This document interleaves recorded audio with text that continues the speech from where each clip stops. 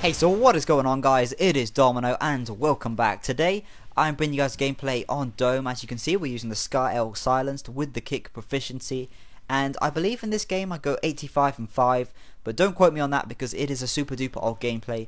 Nevertheless, I thought, 80 plus kills in a regular 6v6 kill confirm setting was a pretty good score, and I thought you guys may want to see it. And I've also just got to apologise real quick. For the first kind of minute or so in this game, I am doing some uber duper camping, and there is a good reason for that. If you guys look on the minimap around about now, you can see that I have one green triangle on my team. I have one teammate, and until my other teammates spawn in, I was pretty much being hunted, and a map so small as Dome, I knew that I'd take loads of death unless I wasn't camping. But anyway, let's get to the main topic of the video, which I'm sure you guys are all eagerly anticipating, and that is going to be gaming addiction. And I'm not talking about the kind of gaming addiction which you probably think I have, or maybe you think some other YouTubers have, or maybe even you consider yourself to be a gaming addict.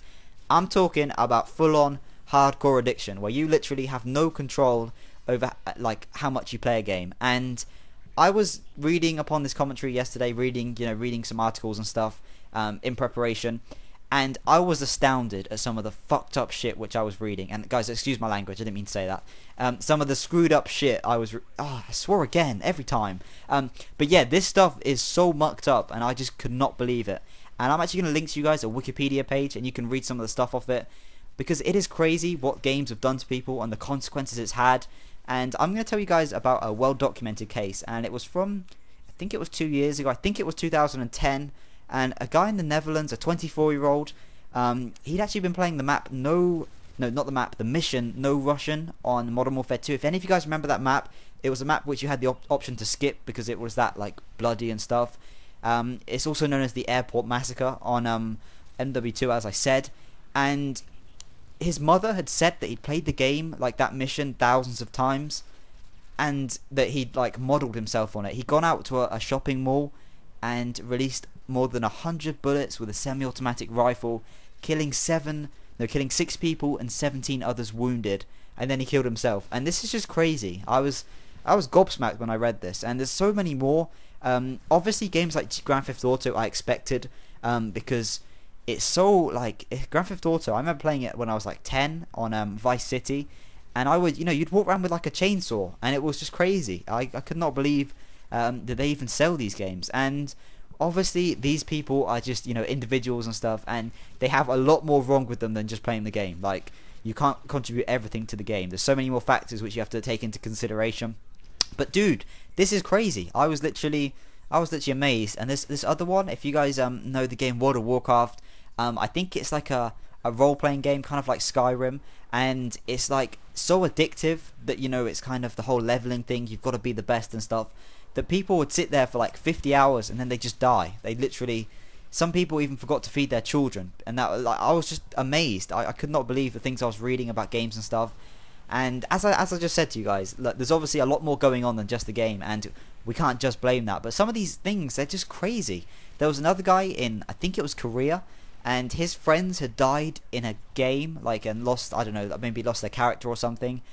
And then he committed suicide. He jumped off a 40-story building, I think, and in his suicide note he said he hoped to be reunited with his friends from his game in the afterlife. And I was just like, this is, I don't know how many times I've said this commentary, but this is crazy. Some of the things I was reading, and all these people have been stabbed, and children.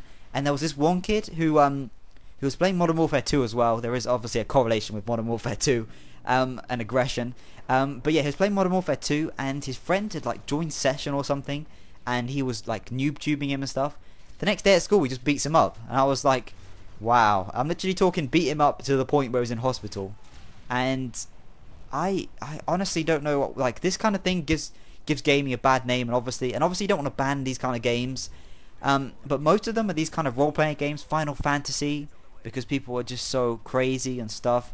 And sometimes when people are taking the PS3, their mums are taking the PS3 and stuff, they stab them. And also the game Mortal Kombat. Have you guys ever seen that game? Where it's just so graphic and stuff. There's like, look at this one. The character purposely used a finishing move, which was replicated, put his opponent in a headlock, and stabbed him in the chest. This is so crazy. And I shouldn't laugh about these things, but I can't. I don't understand how people get to this point. I honestly don't understand. And the longer this kind of thing goes on, the more I kind of worry about gaming image and stuff, because a lot of people, you know, they say a lot of things about gaming and, you know, being bad and stuff, but I think there is some positive which come from gaming. I think you develop really good hand-eye coordination, and I'm not just saying that because I obviously play a lot. I'm saying like hand-eye coordination is something which you have to play Call of Duty, and if you have that, you know, you can develop into a sport or something. I know I can, and it's, I don't know, I guess that's kind of a good thing, but I'm still stuck in this debate, you know, gaming good or bad, and it's just crazy. As I said, most of the games were these role-playing games and Grand Theft Auto. There wasn't too much Call of Duty there, but I think as this game gets more and more serious, more of these kind of incidents are going to happen, and I don't know. I honestly don't know what to say. Some of these things I was reading, I was like, wow, what the fuck? Seriously, dude. And I'm actually going to let you guys make your own minds up about this kind of thing, and leave the link to the thing I was reading off, and I might even link some of the other articles as well. But hope you guys enjoyed the gameplay, and maybe you enjoyed the commentary as well. Give me you guys your opinions, and I will see you guys next time. Thank you for